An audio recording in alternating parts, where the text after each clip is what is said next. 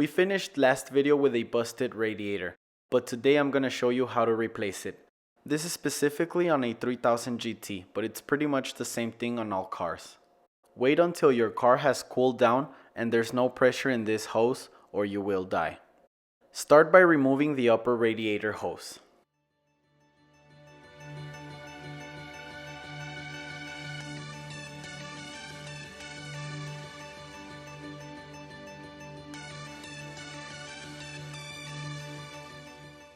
Then remove the clip on the lower radiator hose, but before disconnecting the hose, place your bucket underneath it.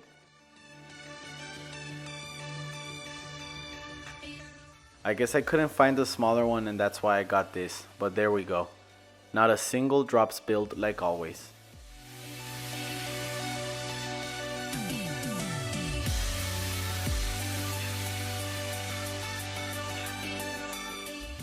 Next we can disconnect this oil cooling line. This is only on automatic transmissions.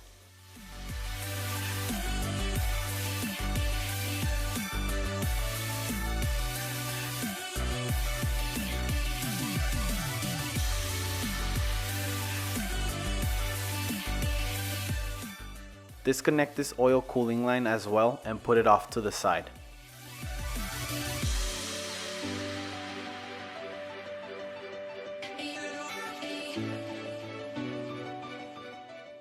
Unplug your fans.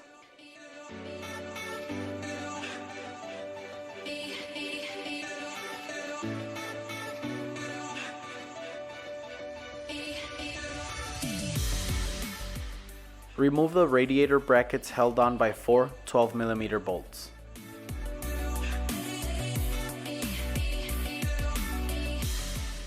Then you should be able to slide the radiator right out.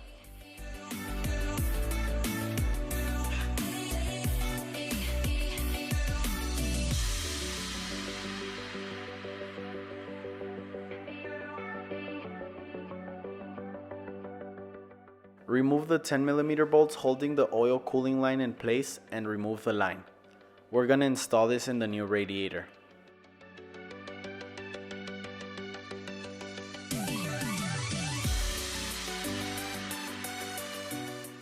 Remove the 10mm bolts holding on the fans.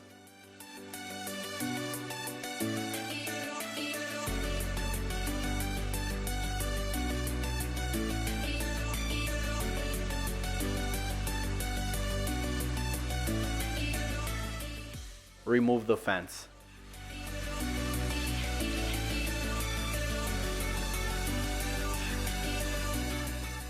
Kick the old radiator out of the way.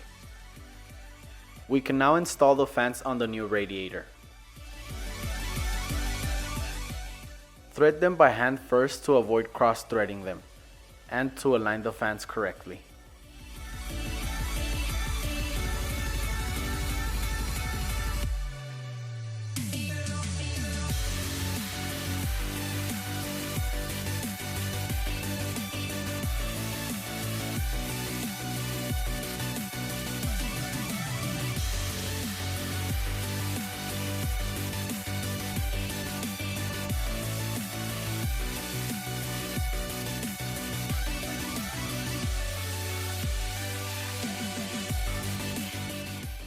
Reinstall your oil cooling line and bolt it down.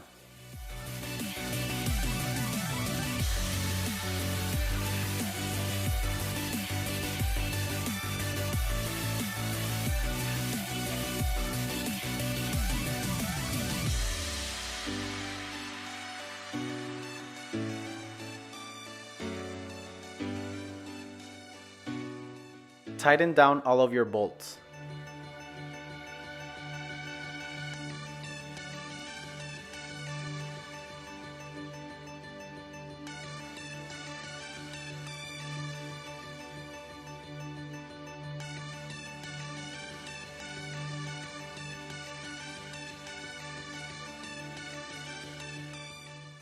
Check that the drain plug is closed.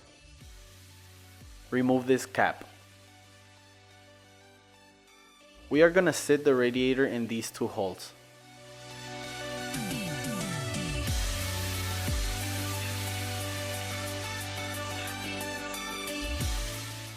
Drop in the radiator carefully.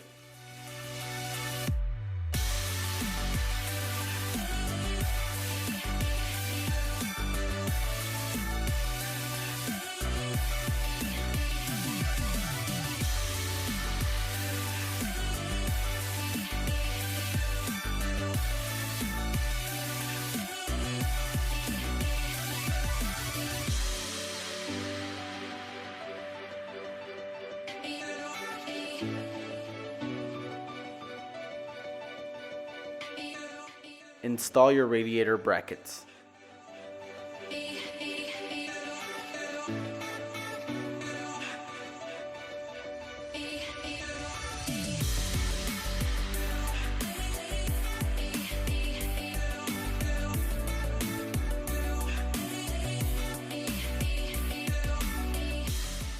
Reinstall the oil line and clip.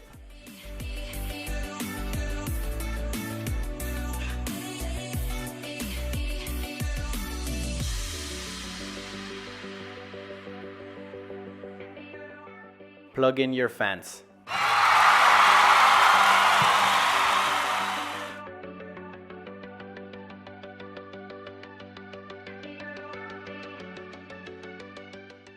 Reinstall upper radiator hose and clip.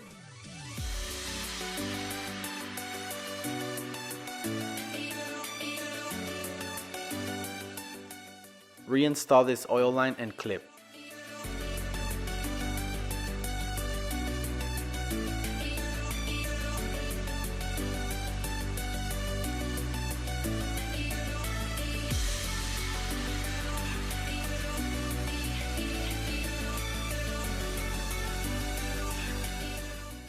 Reinstall the lower radiator hose.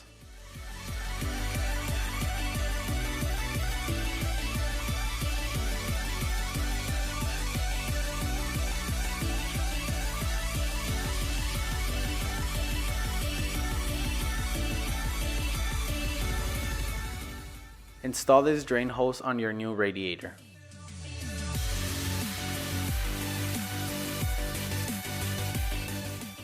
Now that your radiator is installed and bolted down and all of your lines are clipped on, you can start refilling your radiator.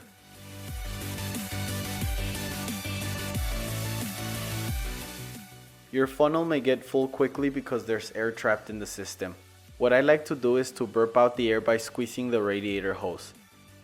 This releases the air and the coolant starts going down your funnel again. Repeat this several times to remove all of the air you can. This prevents you from running the risk of overheating your engine due to trapped air in the system.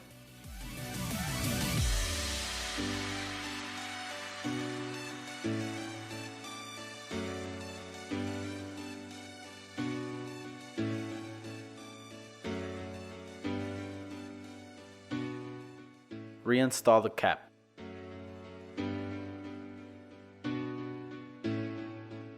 Make sure the reservoir is filled up.